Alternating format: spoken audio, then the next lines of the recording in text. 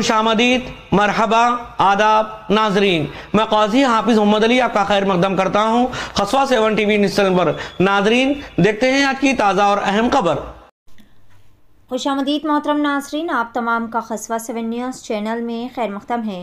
आज बतारीख 3 जनवरी बरोज़ जुमा को शहर हैदराबाद में सनती नुमाइश यानी 84वीं ऑल इंडिया इंडस्ट्रियल एग्जीबिशन का शानदार इफ्तिताह है। All India industrial exhibition society की जानिब से टिकट की कीमत में इजाफे के बाद आज हैदराबाद में नुमाइश का इफ्तिताह अंजाम दिया गया। आमतौर पर नुमाइश जो कि 1 जनवरी को खुलता था, ताहम इस साल मरकज़ी हुकूमत की जानिब से साबिक़ वज़ीर आज़म डॉक्टर मनमोहन सिंह के इंतकाल के बाद 7 रोज़ा कौमी शोक का ऐलान करने के बाद इस एग्ज़िबिशन का इफ्तिताह 1 जनवरी के बजाय 3 जनवरी को किया गया। इस मौके पर कई सारे वुज़रा भी मौजूद थे।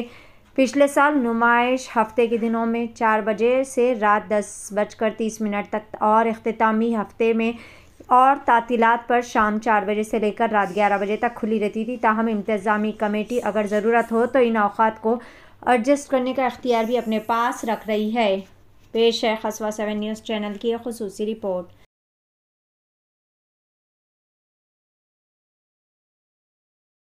సంవత్సరాల నుంచి ఈ నిమాజ్ జరుగుతుంది।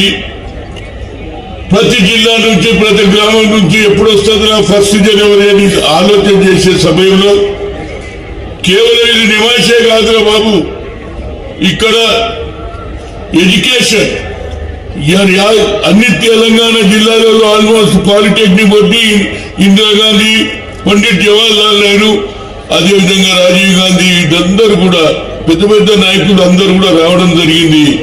నాకు ముఖ్యంగా కోరిక ఏంటంటే ఇది నాన్ ప్రాఫిటబుల్ ఆర్గనైజేషన్, చదువుకోవాలంటే అంత పెద్ద ఫీజు తీసుకోకుండా ఇక్కడ పిల్లలకు అవకాశం ఇస్తారు।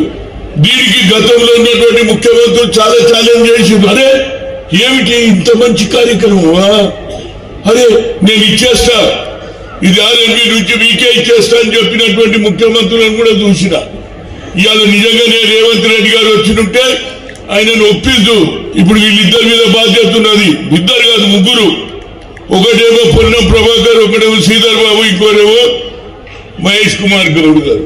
అదే ఇలాంటి ఆర్గనైజేషన్ కు సాయం చేయండి। ఎందుకంటే ఇవాళ మహాత్మా సావిత్రి పూలేబాయి జన్మదినం, చదువుకుంటేనే భవిష్యత్తు, చదువుకుంటేనే మీరు ముందుకు పోతారని ఆలోచన చేసి ఇవాళ మా ముఖ్యమంత్రి రేవంత్ రెడ్డి గారు టీచర్ గా ఆనాడు ఉన్నటువంటి చదువుకుంటేనే భవిష్యత్తు అని మహాత్మా జ్యోతిరావు పూలే తన భార్య కూడా చదువు నేర్పించి యావత్ భారతదేశంలో అధ్యాపకులను తయారు చేసింది కనుక ఇవాళ నా కోరిక ఉన్నది, నేను ఎన్నో రోజుల నుంచి ఆలోచన చేస్తున్నా, తప్పనిసరిగా ఇది కావాలి। అదేవిధంగా ఆనాడు 2 ఆర్గనైజేషన్, హైదరాబాద్ లో ఒకటి నిమాయిష్, రెండోటి హనుమాన్ వ్యవశాల, ఈ 2 ఇప్పటి కూడా ఆడ స్పోర్ట్స్ అవుతుంది, చదువు అవుతుంది। అదేవిధంగా ఇవాళ గ్రామాల నుంచి ఇతర రాష్ట్రాల నుంచి వచ్చిన చిన్న షాప్స్ కూడా పెట్టుకుంటారు, ఎప్పుడు అవుతుంది నిమాయిష్ అని ఉంటారు।